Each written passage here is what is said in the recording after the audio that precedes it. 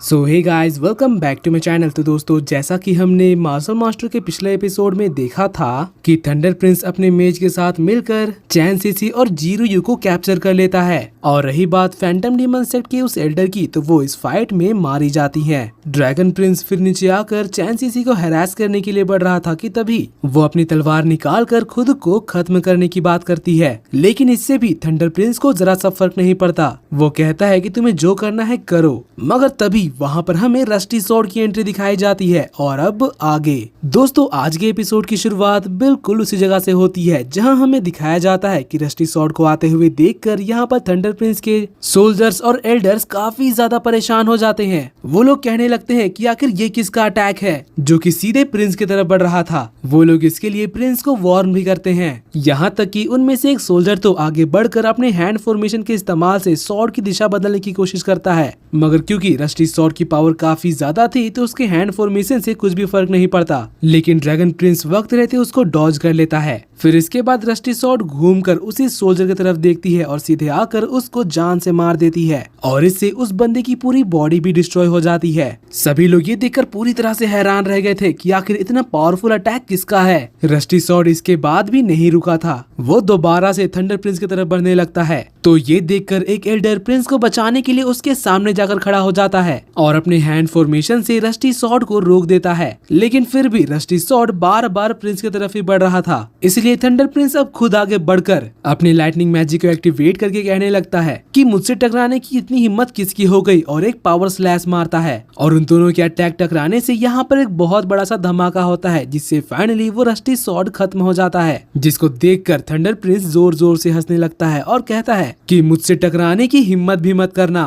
मगर दोस्तों, फिर हमें पता चलता है कि ये रस्टी स्वॉर्ड तो असल में मल्टी स्वॉर्ड फॉर्मेशन का एक हिस्सा था। कुछ तलवारें थंडर प्रिंस का ध्यान भटकने के बाद सीधे जाकर चैन सीसी को उठाकर यहाँ से ले जाने लगते हैं। पर इससे पहले कि वो यहाँ से निकलता, थंडर प्रिंस उसको देख लेता है और उसके ऊपर अटैक करने के लिए लाइटनिंग मैजिक को चार्ज करने लगता है। तो मल्टी स्वॉर्ड फॉर्मेशन से कुछ स्वॉर्ड्स दोबारा से थंडर प्रिंस के ऊपर अटैक करना शुरू कर देते हैं। थंडर प्रिंस उनको रोकने में काफी ज्यादा स्ट्रगल कर रहा था, क्योंकि ये मल्टी स्वॉर्ड फॉर्मेशन असल में चैन साओ का था, जिसमें उसने अपने रस्टी स्वॉर्ड का इस्तेमाल किया था। फिर थंडर प्रिंस देखता है कि रस्टी स्वॉर्ड तो ट्रांसफॉर्म होकर विंड एनर्जी रिलीज करने लगते हैं। और ये चीज देखकर उसे बहुत बड़ा शॉक लगता है कि आखिर ये किस तरह का मैजिक है। फिर हमें यहाँ पर चैन साओ की एंट्री दिखाई जाती है, जो कि सीधे आकर चैन सीसी के सामने खड़ा हो जाता है। थंडर प्रिंस तो चैन साओ को देखते ही अपने सैनिकों से कहने लगता है कि जाओ और जाकर उस बंदे को पकड़ लो। उसके दो साथी चैन साओ के ऊपर तेजी से हमला करने के लिए बढ़ने लगते हैं। तो ये देखकर चैन सीसी काफी ज्यादा परेशान हो जाती है और उसकी मदद करने के लिए आगे बढ़ने ही वाली थी कि तभी उसका रास्ता थंडर प्रिंस का एल्डर रोक देता है। चैन साओ ये सब कुछ देखकर एनालाइज कर रहा था और फिर अपना रस्टी स्वॉर्ड समन कर लेता है और बिना किसी देरी के अपने सामने आने वाले उन दो बंदों को एक ही झटके में खत्म करके सीधे थंडर प्रिंस को खत्म करने जाता है। लेकिन तभी वो एल्डर चैन साओ के ऊपर एक एनर्जी का ब्लास्ट करता है, जिससे यहाँ पर एक बहुत बड़ा सा धमाका होता है और ऐसा लग रहा था कि चैन साओ की बॉडी खत्म हो गई है। वो बूढ़ा जादूगर भी कहने लगता है कि क्या सच में चैन साओ इतनी आसानी से मर गया। सोल्जर्स को भी इस बात पर भरोसा नहीं हो रहा था और थंडर प्रिंस भी हैरान खड़ा था। तभी हमें दिखाया जाता है कि चैन साओ तो जीरो यू के पास जा रहा था, जिसका मतलब कि अभी जो खत्म हुआ है वो चैन साओ का क्लोन था। फिर चैन साओ इधर अपना बैरियर डीएक्टिवेट करके चैन सीसी को अपने गोद में उठा लेता है और आराम से नीचे जमीन में उतर जाता है। एल्डर भी ये देखकर हैरान रह गया था। वो कहने लगता है कि शायद मैंने जिसको मारा वो असल में चैन साओ का क्लोन था। चैन साओ फिर चैन सीसी की तरफ देखता है, मगर तभी जीरो यू को होश आने लगता है। वो धीरे धीरे अपनी आंखें खोलती है और अपने सामने चैन साओ को देखकर वो फाइनली चैन की सांस लेती है। वो पूरी तरह से रिलैक्स हो जाती है, क्योंकि उसको भी पता था कि चैन साओ के होते हुए यहाँ पर कोई भी उन्हें चोट नहीं पहुंचा सकता। और साथ ही वो बहुत ही ज्यादा इमोशनल हो गई थी और रोने लगती है। तो चैन साओ उसके आंसू पोंछ देता है और उसे एक पिल देता है, जो कि उसकी इंजरीज हील करने में और उसकी बॉडी की स्पिरिचुअल एनर्जी रिस्टोर करने में मदद करेगी। जीरो यू पिल खाने के कुछ ही सेकंड्स में पूरी तरह से रिकवर हो जाती है। थंडर प्रिंस तो ये सब कुछ देखकर काफी ज्यादा परेशान हो रहा था। वो कहने लगता है कि आखिर ये सब चल क्या रहा है, तुम अचानक से यहाँ पर आकर मेरा बना बनाया खेल बिगाड़ रहे हो। तो चैन साओ बड़े ही आराम से उसकी तरफ देखकर मुस्कुराने लगता है। ऐसा लग रहा था कि चैन साओ को उसके बातों से फर्क ही नहीं पड़ रहा था। तो फिर थंडर प्रिंस अब कहने लगता है कि भले ही तुमने जीरुयू को बचा लिया, मगर चैन सीसी तो अब भी हमारे कब्जे में है। अब मैं देखता हूँ कि तुम उसको हमारे चंगुल से कैसे बचाते हो। और इतना कहते ही वो अपनी थंडर पावर एक्टिवेट कर लेता है। जीरुयू तो ये देखकर घबरा जाती है,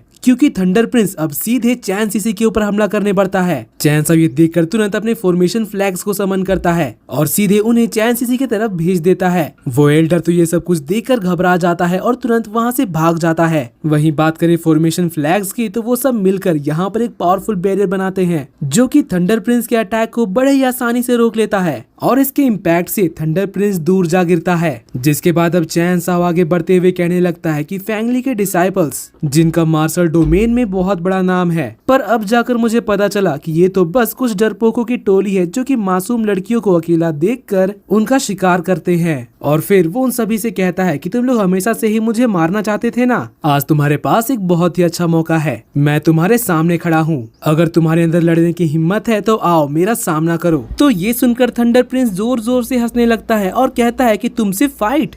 आखिर तुम हो कौन? क्या तुम्हें सच में ऐसा लगता है कि तुम्हारी इतनी औकात है कि तुम हमसे फाइट करो? तो इसके जवाब में चैन साओ कहता है कि औकात की बात करे तो तुम्हारी औकात नहीं है मेरे सामने खड़ा होने की। मगर थंडर प्रिंस तो खुद ही 7वें आसमान में था। वो कहता है कि तुम्हारा उकसाने का तरीका बहुत अच्छा है, मगर तुमसे मजे लेने का मेरे पास और भी अच्छा तरीका है।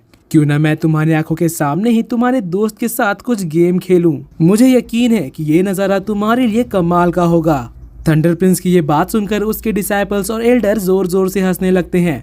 उन्हें अभी भी लग रहा था कि वो लोग यहाँ पर चैन साओ को हरा सकते हैं। जीरुयू तो ये सुनकर गुस्सा हो जाती है और उसके ऊपर अटैक करने के लिए बढ़ रही थी, मगर चैन साओ उसको रोक देता है। वहीं बात करें थंडर प्रिंस की, तो वो अपने लाइटनिंग मैजिक को एक्टिवेट करके ऊपर आसमान में उड़ जाता है और चैन सीसी के ऊपर थंडर बॉल से अटैक कर देता है, जिससे चैन साओ के फॉर्मेशन फ्लैग्स भी डिस्ट्रॉय हो जाते हैं। मगर चैन साओ तो अब भी रिलैक्स खड़ा था। वहीं बात करें चैन सीसी की, तो वो बहुत ही ज्यादा घबरा गई थी, लेकिन उसकी घबराहट और थंडर प्रिंस का सामना करने के लिए रेड डीमन सामने आ जाता है, जो कि अपनी एनर्जी ब्लास्ट से उसको दूर फेंक देता है। थंडर प्रिंस उससे पूछता है कि आखिर तुम हो कौन और यहाँ पर आए कहाँ से? पर रेड डीमन तो उसका जवाब देने के बजाय सीधे उसके ऊपर अटैक करना शुरू कर देता है। रेड डीमन उसके ऊपर शैडो बॉल से भी अटैक कर रहा था, मगर थंडर प्रिंस उनसे बड़े ही आसानी से बच रहा था। उसकी स्पीड काफी ज्यादा तेज थी, क्योंकि उसके पास भी चैन साओ की तरह ही थंडर मैजिक है। फिर उन दोनों के बीच इस फाइट में वो एल्डर भी आ जाता है और रेड डीमन के ऊपर अटैक करने लगता है, मगर रेड डीमन को उसके अटैक से जरा सा भी फर्क नहीं पड़ता। वो अपने शैडो बॉल से एल्डर की हालत खराब कर देता है और वो एल्डर अब इतना ज्यादा घायल हो चुका था कि वो ढंग से खड़ा तक नहीं हो पा रहा था। उसको भी समझ में आ चुका था कि इन दोनों से फाइट में जीतना यहाँ पर बहुत ही ज्यादा मुश्किल होगा। फिर हमें रेड डीमन को दिखाया जाता है, जो कि चैन सीसी को लेकर यहाँ से जाने लगता है। और दोस्तों, इसी के साथ आज का ये एपिसोड यहीं पर खत्म होता है। अगर आपको मेरी एक्सप्लेनेशन और ये एपिसोड पसंद आई तो प्लीज वीडियो को लाइक कर देना और जाने से पहले चैनल को सब्सक्राइब करके बेल नोटिफिकेशन भी ऑन कर लेना, ताकि जैसे ही इसका नेक्स्ट एपिसोड आए तो आपको सबसे पहले पता चल जाए। तो मिलते हैं आपसे अगली वीडियो में, तब तक के लिए bye bye, be happy, be safe and thanks for watching.